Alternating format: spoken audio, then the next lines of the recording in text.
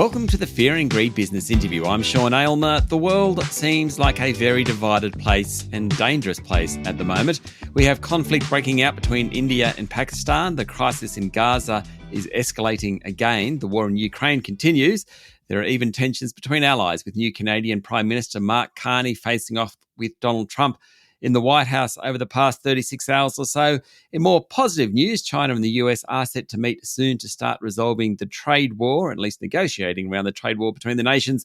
With so much conflict happening all at the same time, what does it mean for the world? What role does the US have to play in resolving tensions? Is it even the role of the US anymore to be the global peacemaker?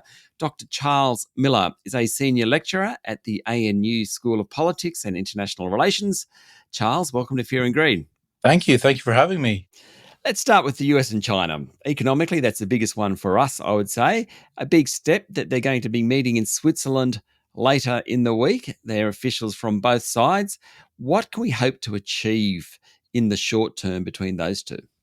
Well, I think in the short term, what we would hope to achieve would be simply to bring about some kind of stability, predictability, and some rules in terms of the tariff relationship between the two of them.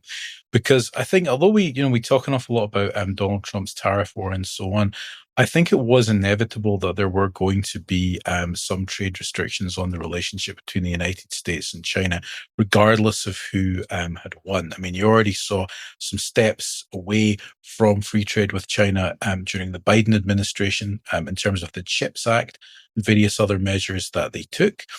And I think that most observers would have expected this to continue and intensify under Donald Trump. But what I think was really surprising with him was not so much the fact that he put tariffs on China, was the fact that, first of all, they were so high. Secondly, he put tariffs on a bunch of other countries as well.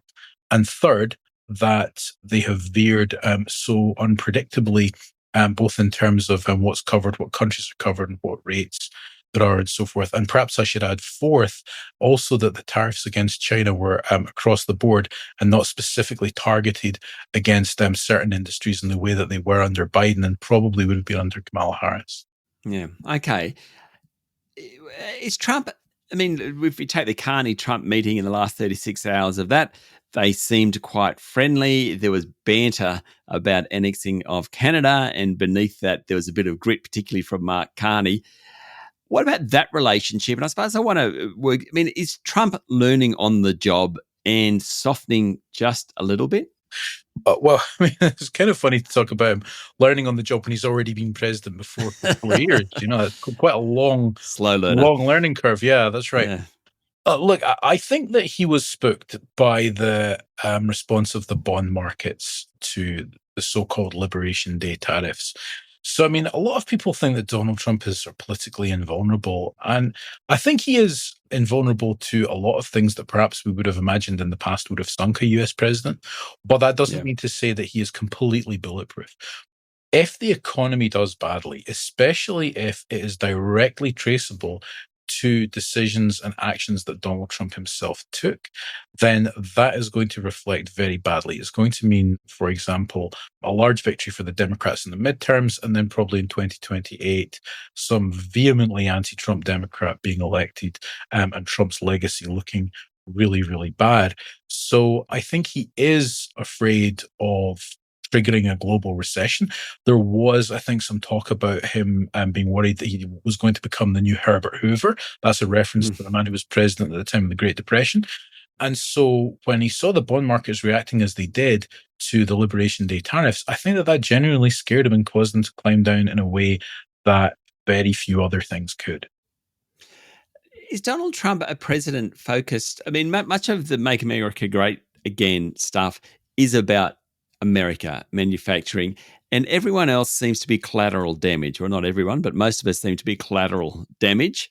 Do you think that Donald Trump will increasingly withdraw support from the rest of the world, and therefore we establish a new world order? He won't totally withdraw it, I'm sure, and we'll get to some of those other conflicts in a moment. But what do you think the trajectory is with the US as policeman of the world? Well, I think the trajectory is, as you described, I think the United States is going to increasingly withdraw. And I think that the smart thing for America's allies, or perhaps I should say former allies, is to try and think about what an alternative is going to look like to that. Now, obviously, in the case of Europe, so I might get to this in a little bit, and you've hinted that you will, the difference between different conflicts around the world. I think that Europe is more vulnerable or more likely to have an American cut off than the Asia Pacific for reasons that we can go into. But also at the same time, I think Europe has a better and more obvious alternative than America's allies in the Asia Pacific do. So I think that's in Europe, but we're most likely to see actions being taken to build a new architecture to secure kind of peace and economic cooperation in a world where the United States isn't reliable as reliable as it used to be in the past. Okay, Charlie, we'll get into that straight after the break.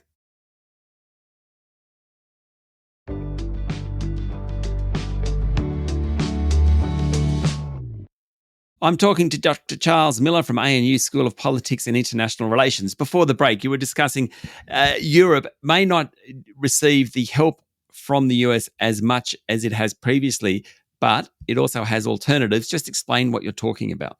Well, yeah, I mean, look, presidents going all the way back to Richard Nixon, perhaps even before that, have spoken about Europe free riding. So what they mean by that is essentially that the United States has a big, powerful military presence in Europe that deterred the Soviet Union. And then, after the collapse of the Soviet Union, deterred Russia. And this is something that the Americans maintained in spite of the fact that Europe after World War II became very wealthy and at various points either overtook, depending which country you're talking about, or was about to overtake, or looked like it was going to overtake the United States itself. And yet still, Europe spent a smaller proportion of its GDP on defense than the United States did. So American policymakers have been warning Europe for a while that that can't continue. They were doing it very politely under Obama, a little bit less politely under Trump 1. Now under Trump 2, it's really cold turkey. But what Europe can do, I mean, Europe is in a kind of a good position relative to America's allies in the Asia Pacific, in that, first of all, it already has a kind of an established venue or set of venues for economic, political, and military cooperation. So the European Union, NATO, and various other fora. There's a very thick, what we call in political science, a kind of institutional ecosystem of institutions that they can use to cooperate with one another. That same institution is not as thick in Asia Pacific as it is in Europe.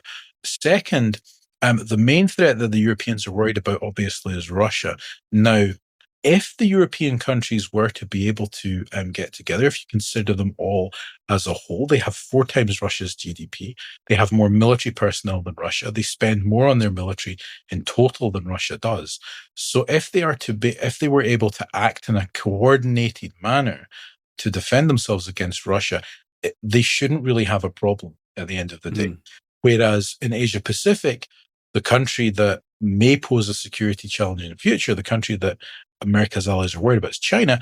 And that is a much, much bigger problem. So even if you had your Japan, South Korea, Australia, Singapore all acting together collectively, still, they don't have the same ability to defend themselves against China without the United States that Europe would have to defend itself against Russia without the United States. Okay, so let's talk about Asia then. Do you think the US will be open to supporting the region when it comes to China? Or do you think, again, it will be slightly more hands-off than previously? Well, that's a really good question. So if you asked me just before Trump became president, I would have said that what Trump is going to do is that he is going to de-emphasize deterring Russia, in part so that he can set China up as America's major great power rival. And in fact, many of the figures within his administration, so Elbridge Colby, for example, who is an undersecretary for defense, so he's in the Trump administration now, he wrote a book called The Strategy of Denial, which is about a grand plan for the United States to contain China in the future. And it sets out exactly this idea. De-emphasize Europe, let the Europeans take care of themselves within reason, so that you can concentrate on containing China.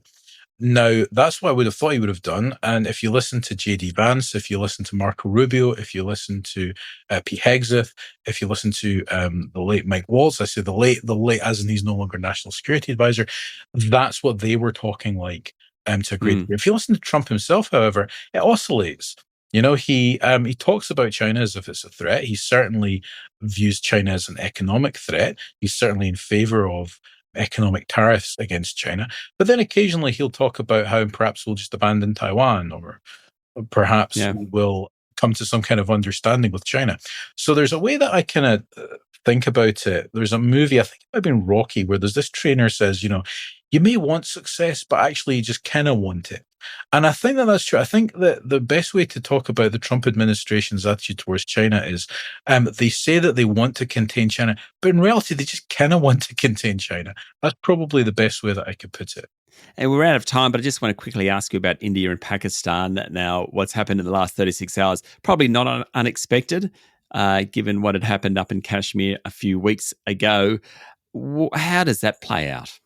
Well, I mean, the baseline for seeing how it would play out is that it will play out as Indo-Pakistani crises have in the past. So there'll be some low-level escalation, some exchange of fire, and perhaps Pakistan will use militant proxies to carry out more attacks on India. India will get angry about it, attack Pakistan. It's unlikely that it's going to escalate to the level of a nuclear exchange. I mean, very unlikely. There is a thing called in political science the stability-instability paradox, and it basically says that where you have sides with nuclear weapons like India and Pakistan, they will be stable in the sense of they're not going to have a big, large-scale war because they know that that is going to potentially lead to a nuclear war.